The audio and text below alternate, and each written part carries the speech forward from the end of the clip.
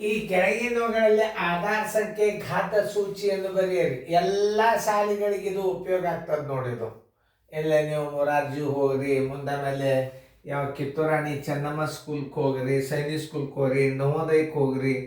ಇದು ಕಾಮನ್ ಎಲ್ಲ ಇದಕ್ಕೆ ಏನು ಎಲ್ಲ ಕೋಚಿಂಗ್ಕಿಂತ ಹೆಲ್ಪ್ ಆಗ್ತದೆ ನೋಡ್ರಿ. ನಾವು ಒಂದು ಸಲ ಬರೆದು ತೋರಿಸ್ತು, ನೀವು ಅದನ್ನು ಲಕ್ಷ್ಯ ಕೊಟ್ಟು ನೋಡ್ರಿ. 2 × 6 ಇದರಲ್ಲೇ ಆಧಾರ ಸಂಖ್ಯೆ ಯಾವುದು, ಘಾತ ಸಂಖ್ಯೆ ಯಾವುದು ನಿಮ್ಗೆ ಗುರ್ತಿತ್ತಂದ್ರೆ ಬರೀರಿ. ನಾ ತಿಳಿಸಿದಂಗೆ ನೀವು ನೋಡ್ರಿ. ಒಂದು ಸಲ ತಿಳಿಸಿ ರಿಪೀಟ್ ವಿಡಿಯೋಗಳನ್ನು ನೋಡ್ಬೇಕು ನೀವು, ಅಂದ್ರೆ ಏನಾಗ್ತದೆ, ಸರಳ ಆಗ್ತದೆ. ಈಗ ಇದಕ್ಕೆ ಇನ್ನೊಂದೇನು ಹೇಳೋದಂದ್ರೆ, ಇದು 2 ಯಾವಾಗಲಾದ್ರೂ ಬೇಸ್.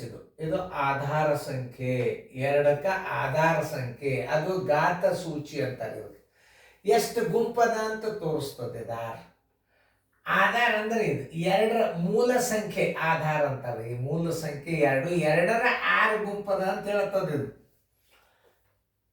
ಆದರೆ ಇದು ಅನಿರ್ದಿಷ್ಟ, ಇದು ನಿರ್ದಿಷ್ಟ. ಇದು 2 ಅಂತ ಪ್ರೂಫ್ ಆಗ್ತದೆ. ಆದ್ರೆ ಇದು ಎಷ್ಟಿನ ಗುಂಪವನ್ನು ಏನೋ ಇದು ಅನಂತ. ಆದ್ರೆ 2 ಖಾಯಮೆ. ಇದು 2 ಅಂತ ಇದ್ರದ್ದು ಫೈನಲ್ ಹೇಳಿಕೆ ಆಗೋದಲ್ಲ. 7 ಅಂತ ಬರ್ಬೋದು, 8 ಅಂತ ಬರ್ಬೋದು. ಇದರಲ್ಲಿ ಆಧಾರ ಸಂಖ್ಯೆ ಯಾವುದಪ್ಪ ಅಂದ್ರೆ 2, ಘಾತ ಸೂಚಿ ಅನ್ನೋದು 6 ಅಂತ ತಿಳ್ಕೋಬೇಕು. ಆಧಾರ ಅಂದ್ರೆ ಏನು, ಮೇನ್ ಬೇಸ್. ಇದರಲ್ಲಿ ಆಧಾರ ಸಂಖ್ಯೆ ಯಾವುದು ಅನ್ನೋದು ನೀವು ಬರೀರಿ, ಟೈಮ್ ಕೊಡ್ತು. ಯಾಕಂದ್ರೆ ಅಡ್ಡ ಬಂದಂದ್ರೆ ನೀವು ಬರೀಲಿಕ್ಕೆ ಆಗೋದಿಲ್ಲ. ಚೆನ್ನಾಗಿ ಗಣಿತಗಳನ್ನು ನೀವು ಬರೀರಿ. ಬರೀದಾದ್ರೆ ವಿಡಿಯೋ ಆನ್ ಮಾಡಿ ನೋಡಿ.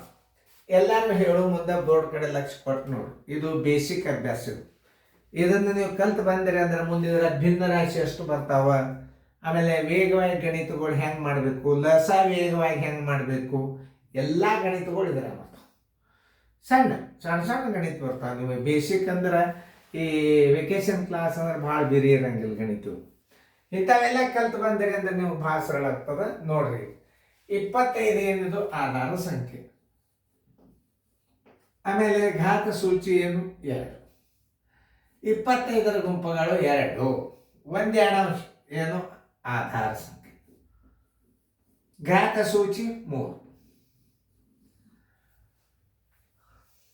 ಅದನ್ನು ಸರಿಯಾಗಿ ನೋಡ್ರಿ.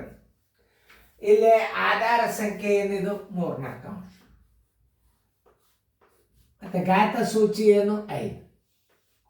ಇಲ್ಲಿ ಆಧಾರ ಸಂಖ್ಯೆ 0.5, ಘಾತ ಸೂಚಿ 7. ಇಲ್ಲಿ ಆಧಾರ ಸಂಖ್ಯೆ 1.14, ಘಾತ ಸೂಚಿ 5. ಒಂದ್ಸಲ ನೀವು ನೋಡಿ, 1-2 ಸಲ ರಿಪೀಟ್ ಆಯ್ತು. ಇವು ನೆನಪಿಟ್ಟುಕೊಳ್ಳತಕ್ಕಂತಹ ಗಣಿತಗಳು. ಇದನ್ನ ಹೆಚ್ಚು ನೀವು ವಾರದಾಗ 1 ಸಲ 2 ಸಲ ಸುಮ್ಮನೆ ವಿಡಿಯೋಗಳು ನೋಡ್ಕೊಂಡು ತರಬೇಕು.